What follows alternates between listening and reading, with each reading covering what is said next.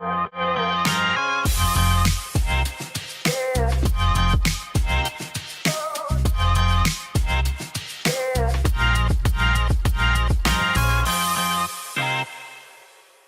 my name is Karen Stifel. We are here today with James Doak, who is Group Head of Capital Structure Advisory at Stifel. Can you tell us a little about what you've been focusing on lately? Love to do that. Yes. Two sort of fronts here. First, in transactions and engagements, we've been extraordinarily busy, not unsurprisingly, in middle market-led distressed sales. Most of these are linked to private credit.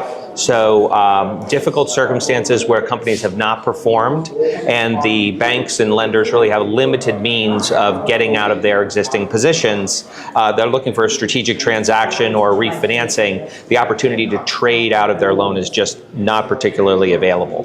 Two of the sectors that I've seen the most of as I look over the last year has been transportation and logistics, particularly everything that's been impacted by the freight recession that we've now seen go into its third year, a surprising and challenging market for all of these players. And then also, we've seen a lot of work in energy transformation. So everything from electric vehicles to new power generation ideas. These were all businesses that were able to gather a lot of capital in 18, 19, 20, and also still see some exuberance in 21 and 22 with new capital coming in. And since then, whether it's the new attitude of the Trump administration or just where the markets are, all of these businesses have really been going through a capital markets desert. So that's what we've seen on the deal side. Now on the organizational side, we've had some exciting changes at Stifel. We've rebranded our Miller Buckfire group as Capital Structure Advisory.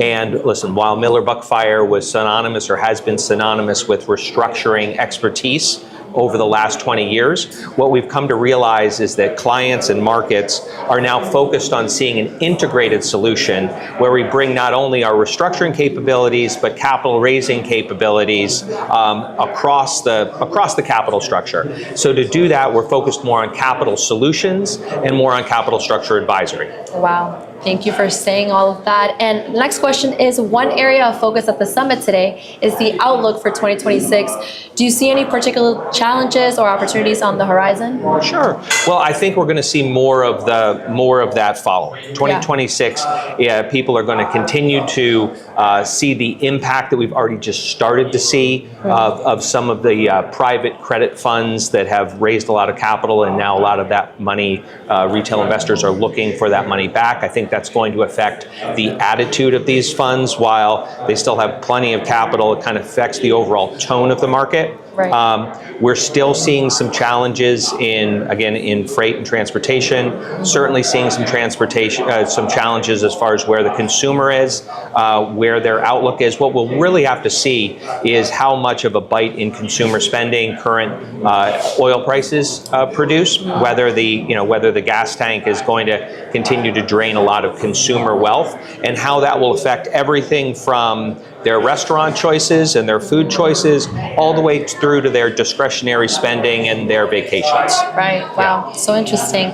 And you're receiving an award later today. Congratulations. Can you tell us about that? Yeah, happy to. So very excited to be receiving the M&A Advisors Leadership Award.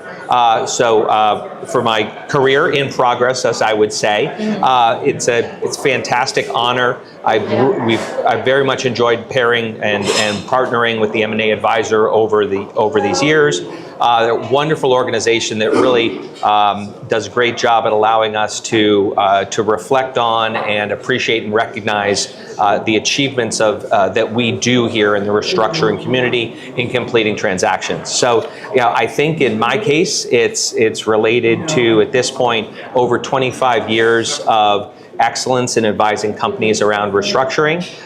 One of the few people that has done that basically at one firm for the whole 26 years. While there's been some different names on the door and there's been some buying and some selling, it's really been one franchise that over the last 2 decades I've been part of leading, and that has meant educating a lot of folks in the industry who are now the investors. Wow. Some of them are competitors with me, but really making a contribution to where the restructuring community is right now and their capabilities when it comes to investment banking. Well, congrats again. Thank you. We hope you have a great rest of the evening. We'll see you later. And that is it. Thank you, Karen. Really appreciate it. Absolutely. Thank you for tuning into M&A TV. If this episode enhanced your strategic outlook, please like, subscribe, and share it with your network. For more critical insights and high-level interviews, follow us on all our socials and visit our hub at www.maadvisor.com. I'm Roger Argonaldo, and we'll see you next time right here on M&A TV, the definitive voice of dealmakers.